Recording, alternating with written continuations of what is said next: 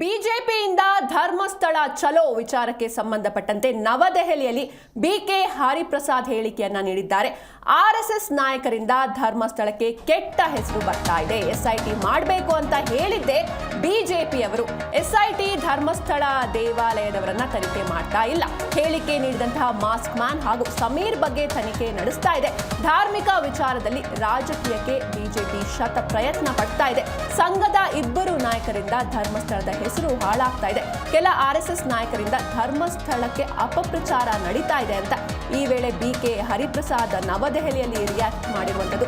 ಘಟ್ಟದ ಮೇಲೆ ಮತ್ತು ಕೆಳಗಿರುವ ಆರ್ಎಸ್ಎಸ್ ನಾಯಕರಿಂದ ಧರ್ಮಸ್ಥಳಕ್ಕೆ ಕೆಟ್ಟ ಹೆಸರು ಬರ್ತಾ ಇದೆ.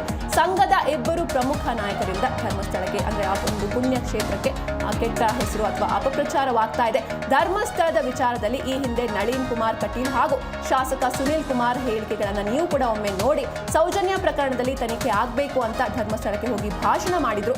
ಎಸ್ಐಟಿ ಮಾಡಬೇಕು ಅಂತ ಹೇಳಿದ್ದು ಬಿಜೆಪಿಯವರೇ. ಸರ್ಕಾರ ಕಾಲಮಿತಿಯೊಳಗೆ ತನಿಖೆ ಮುಗಿಸಬೇಕು.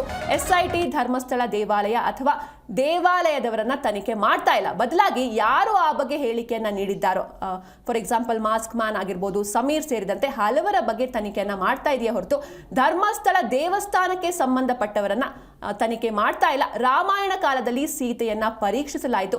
ಜನರು ಅದನ್ನ ಅರ್ಥ ಮಾಡ್ಕೊಳ್ಬೇಕು. ಹೇಳಿಕೆ ನೀಡಿರುವವರನ್ನ ಮಾತ್ರ ತನಿಖೆ ಮಾಡ್ತಿದ್ದಾರೆ.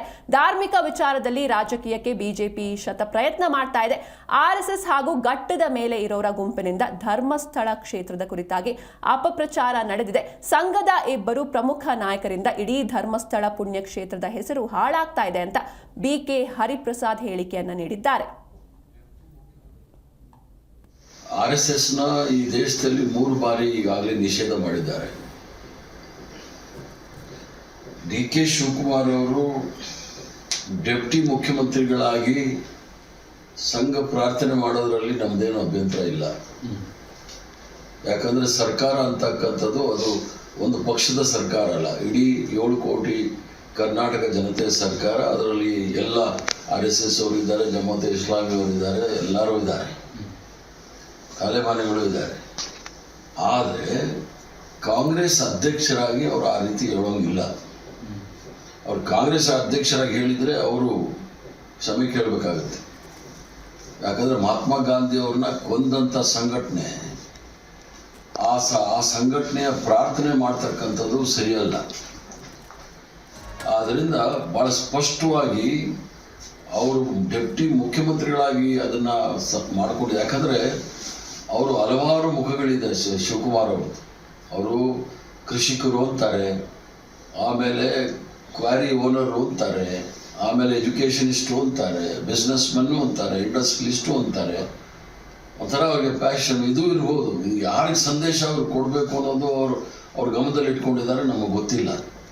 ಯಾಕಂದರೆ ಅವರು ಈ ಒಂದು ಸಂಘ ಪ್ರಾರ್ಥನೆ ಮಾಡಿ ಯಾರನ್ನ ಮೆಚ್ಚಕ್ಕೆ ಮಾಡಿದ್ದಾರೆ ಅನ್ನೋದು ಗೊತ್ತಿಲ್ಲ. ಆದರೆ ಡೆಪ್ಟಿ ಮುಖ್ಯಮಂತ್ರಿ ಆಗಿ ಮಾಡಿರೋದು ನಮ್ದೇನು ಅಭ್ಯಂತರ ಇಲ್ಲ. ಕಾಂಗ್ರೆಸ್ ಅಧ್ಯಕ್ಷರಾಗಿ ಮಾಡಿದರೆ ಅವರು ಕ್ಷಮೆ ಕೇಳಬೇಕಾಗುತ್ತೆ. ಸರಿ, ಅವರು ಆರ್ಎಸ್ಎಸ್ ನ ಈ ದೇಶದಲ್ಲಿ 3 ಬಾರಿ ಈಗಾಗಲೇ ನಿಷೇಧ ಮಾಡಿದ್ದಾರೆ.